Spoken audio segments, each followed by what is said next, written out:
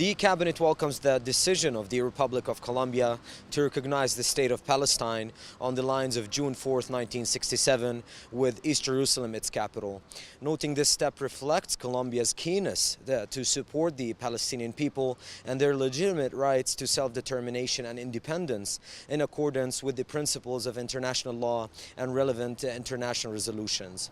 On the other hand, the Palestinian cabinet confirms its commitment to endorse the Palestinian reconciliation process and unification of all Palestinian institutions, in addition to its readiness to serve and empower its citizens in the Gaza Strip like the West Bank. The cabinet also renews its calls for Hamas to abide by the President Abbas' plan to hand over the entire Gaza Strip and not to trade the Palestinian national fundamental rights for some sort of economic and humanitarian aid packages, which will come at the end at the expenses of the Palestinian national unity and the future of our citizens.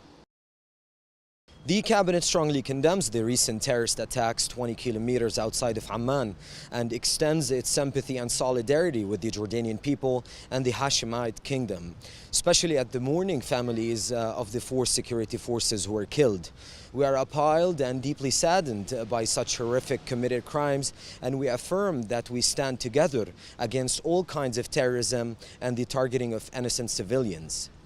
The cabinet also expresses its sincere gratitude to the Chinese government for the signing of an agreement to provide $2.35 million support to the Gaza Food Program for 2018 under UNRWA, which comes as a clear sign of China's unwavering precision in supporting the Palestinian people through various channels. The cabinet also urged the international community to help UNRWA overcome its financial crisis in order to uphold its obligation towards millions of Palestinian refugees who rely on UNRWA for basic human services. Finally, the cabinet strongly condemns the Israeli repeated war crimes under the Fourth Geneva Convention, particularly the killing of the health personnel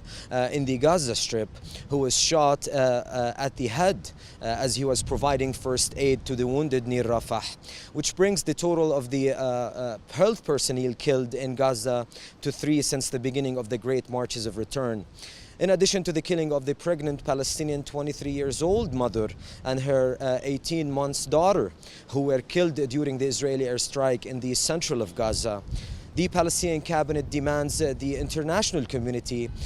to hold Israel accountable for its spreading culture of brutality and inhumanity that is murdering Palestinian children before they are born and medical staff for saving lives. Israel is guilty and must be stopped from playing its get-out-of-jail-free card.